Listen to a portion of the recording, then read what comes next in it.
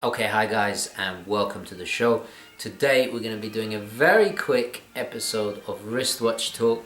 I'll do my customary wristwatch check, and of course I am wearing the Speedy. This is the Speedmaster First Omega in Space, and I've got it on the Wrist Candy Watch Club black and gold strap. That's just become, I don't know why, it's become my go-to strap for the Speedy. I mean, the Speedy is a really versatile watch, as you know, but for some reason I just love this combination. I don't know what it is. Anyway, wristwatch check done. Let's roll the intro and get into this video.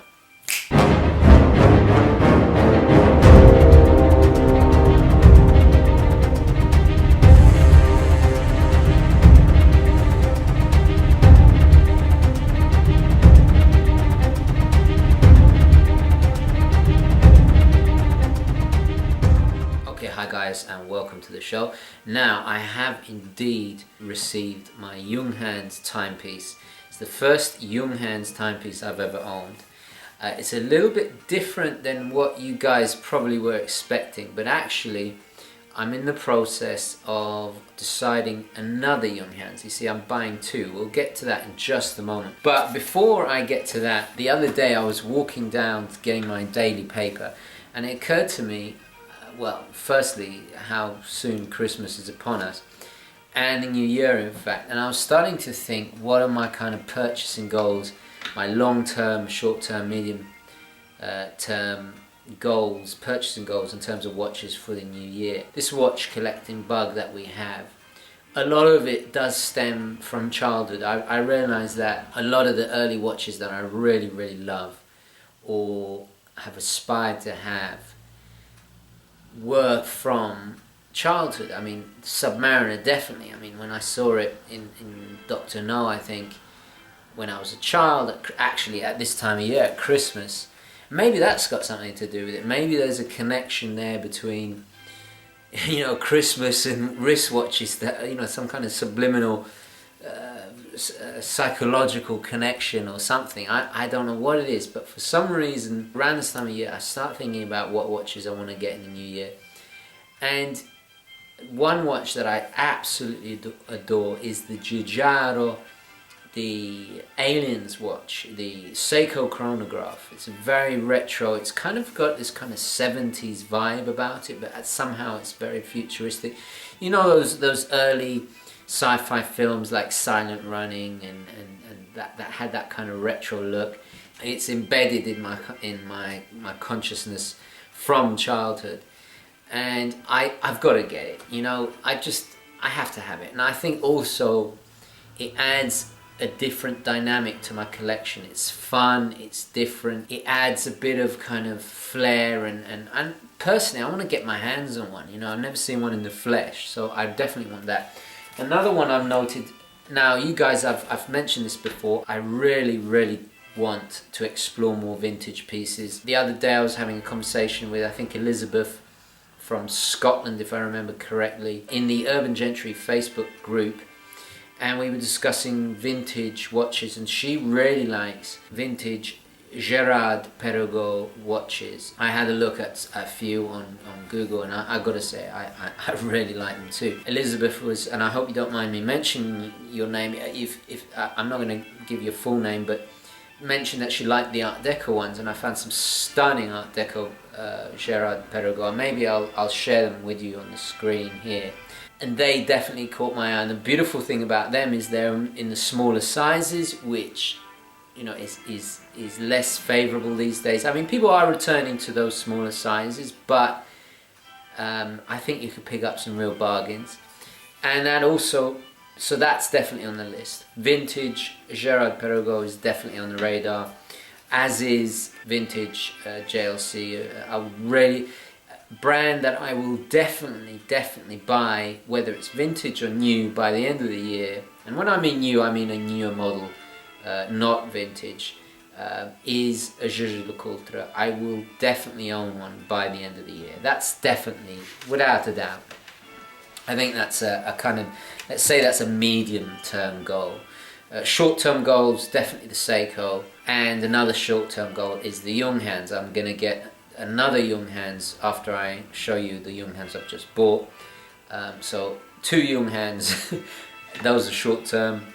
And of course the Oris Aquis, you know, I miss it dearly. It was a big mistake selling it. Luckily they're not the most highest costing watch out there, so I think I would like to add one back to the collection. I might even have a different color this time. And lastly, another article that I really loved from a not so favorable paper, the Daily Mail, that was shared on Facebook, was about World War II German pilots, Luftwaffe pilots hiding there, trying to smuggle their watches, and that were interned in POW camps. And some of those beautiful World War II chronographs, the Hanhart, the Glashütte, were absolutely stunning, really beautiful. And funny thing is, the new Hanharts, they're not really doing it for me. I think it's almost the appeal of them being worn in, and the earlier dark little cracks in the dial, and they're really worn. There's a real appeal to them. You know, if I could find an actual watch, an actual World War II watch from the era, that would be fantastic. In fact, I don't know if I've shown you this, guys, but my pendant is an actual coin from World War II. I'll probably do this in another video if you're interested. A very personal reason why I wear this, but so, you know, having things from the period I think is really, really cool. But of course it's going to cost a fortune. But, you know, if I can find some kind of World War II piece, I think that would be absolutely fantastic. So those are my 5 picks of the year. So I'm definitely going to go for a vintage, either a vintage Girard Perregaux or a vintage JLC. A second Junghans, I'll show you my first Junghans in just a moment. Oris Aquis rebuy, I think is on the cards. A World War II chronograph, and the Seiko Girard, the Aliens watch chronograph, which is a quartz. So those are my 5. I really want to hear your 5, what you're looking to buy, or if it's just one, what are you saving for? Please share down in the comments below. So moving on, another bit of fantastic news is my good friends at Wrist Candy Watch Club finally got the prototypes in for the official Urban Gentry NATO straps, and I'll try and put a picture here, somewhere here. They look great, they look absolutely fantastic. Of course we've done it in the Urban Gentry colors, which, as you guys know, is black and white, because I think it just pretty much goes with anything. I can't wait to get my hands on the samples. Wrist Candy Watch Club's the guys at Wrist Candy, it's a bit of a tongue twister. The guys at Wrist Candy Watch Club are very generously giving me some samples. In the end of January I should get those in, so hopefully by February I'll be able to give some out to some of my most loyal supporters. And I will also be selling them. I'm launching a new website that I'm not going to talk about too much, because I'm still building it, and it will be tied into the new Seiko mod project that I'm also will be restarting in the new year. The Seikos will come on a NATO. Whether it'll be this one, I'm not sure. I might even. It depends on what colours that we go for with the dial and the bezel and all the rest of it. You know, if we go for like Pepsi type colour scheme or blues, then maybe we'll change the NATO strap colour. But if we go black, grey, that kind of colours, then I might use the current NATO strap that we're producing at the moment. So I'm really, really excited about that. I absolutely can't wait to get my hands on them. It's what a start to the new year. It's going to be absolutely fantastic. So stay tuned for that. Hopefully I'll have a special discount, and of course for the long time loyal subscribers and supporters, I will be giving out lots of gifts in the new year. Anyway, so moving on. Lastly, I really should kind of share with you my Junghans, my first Junghans. Now, it's not the timepiece. Those of you who are in the Facebook group would have seen I kind of gave the game away, but I didn't do an unboxing because a little bit tricky. It's a used piece. I bought it from Germany and this is it. So here we are. You notice I said timepiece, I didn't say wristwatch, right? But this is my new Junghan. So it's signed right there. I'm not sure if you can see that. You guys see that? Beautiful blued hands. And it says Junghans and I. Guys, to my German viewers, please, if you could translate what Meifer means. Little made in Germany at the bottom there, absolutely stunning. I like the kind of age. The brassing has kind of aged a bit, and it's got a beautiful movement that is just, you wind it up at the back there. You wind it up, I think, once a week or something like that. And listen to the sound. I'm not sure if you can hear this, but can you hear that? It's beautiful, absolutely stunning. It was quite expensive. It was a couple of £100, but I will list the seller in the description below. It's from eBay. This is the second clock from him I've bought. Obviously this is in the Bauhaus. He has Art Deco pieces as well. Very simple, very tastefully done. This beautiful grey dial with the blued hands, and then this outer ring. Just hardly any kind of, no frivolous decoration. Oh, the sun's coming out now. No frivolous decoration, just very simply done. It's absolutely gorgeous. I just can't get over those blued hands. It's absolutely stunning. You might have noticed my beautiful little Art Deco piece. This is a British clock that I had restored. I'm over the moon with it. It's running beautifully, absolutely perfectly.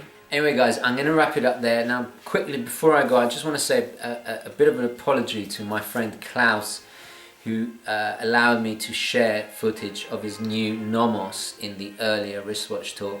I got his name wrong. For some reason I referred to him as Daniel, and I'm absolutely mortified. I do apologize, Klaus. The problem is I am dyslexic. I get names mixed up and it's terrible. It's something that I battle with every day doing the channel, but you know, those of you who suffer from dyslexia or have dyslexia, you know what it's like. By no means indicates a lack of intelligence or anything like that. So you know, Einstein suffered from dyslexia. It's nothing to be ashamed of, but it's something that I have kind of suffered with all my life, and I do get names mixed up, so I do apologize, Klaus. Thank you so much for letting me use the footage of your Nomos. It is absolutely stunning. You can see my dyslexic, it shows itself. I get the grammatical errors and spelling mistake all the time. In fact, one of the jewels with the Seiko, I actually spelt Seiko wrong, and you know, I do it all the time. I get the numbers are back to front, letters back to front, and it's especially when the video is done well and with views, and you can't take it down, and it's just something you have to live with. But it's dreadfully embarrassing, but unfortunately it's part of life. I guess it's my Achilles heel really. Also the reason why I didn't go to the posh schools that my family went to, but I made up for it in other areas. Well, I hope I did, but you know, nobody's perfect. Anyway guys, so I do apologize to Klaus for that little mix-up, and your Nomos is beautiful. And actually that brings me on to a point. Someone asked why German watches, and it's an excellent question, and I think it has to do with, you know, we've looked at a lot of Japanese pieces. I'm a big Seiko fan, you guys know that. We've looked at a hell of a lot of Swiss pieces, and my little foray into German watches has been with Sinn, Junkers. They were always impeccably made, beautifully designed, tastefully done, and I just think it's you know, watch connoisseurs already know about German watches. You know about Nomos, you know about Junghans. I really feel that the wider audience still aren't aware of that amazing quality and reasonably affordable watches you can get from Germany. So that's really what that's about. I think, you know, just as people know about Swiss and Japanese for their impeccable mastery of of making timepieces. I think the Germans have been slightly overlooked by the mainstream, and I think, you know, the more brands, the merrier. You know, so I'm really going to be focusing a lot more on German brands in the new year. 2016 buying goals. Don't forget to add them. I really want to hear what you guys are considering for the new year. Anyway, the sun is starting to blind me now, so I'm going to leave it there. Thank you very, very much for watching. Don't forget to like this video if you enjoyed it and found it useful, and I'll definitely catch you in the next one. Okay guys, ciao.